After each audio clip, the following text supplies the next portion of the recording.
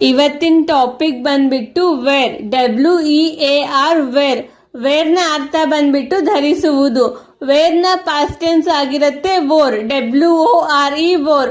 Examples ನೋಡೋಣ, clear ಆಗತ್ತೆ ಯಾವಾಗ ಯಾವ್ದನ್ನ ಯೂಸ್ ಮಾಡಬೇಕು ಅಂತ. ನಿನ್ನೆ ಅವನು ನೀಲಿ ಕಲರ್ ಶರ್ಟ್ ಹಾಕೊಂಡಿದ್ದ. ಸೊ ನಿನ್ನೆ ಅನ್ನೋದು ಯಾವಾಗ ಬರುತ್ತೆ, ಪಾಸ್ಟ್ ಅಲ್ಲಿ ಬರುತ್ತಲ್ವಾ. ಸೊ ಪಾಸ್ಟ್ ಅಲ್ಲಿ ಯೂಸ್ ಮಾಡ್ತೀವಿ ವೋರ್.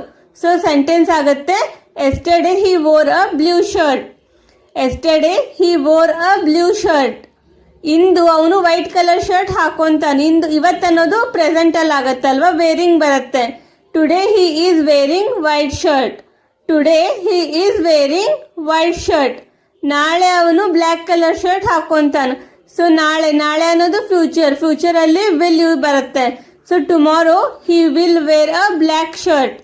Tomorrow he will wear a black shirt.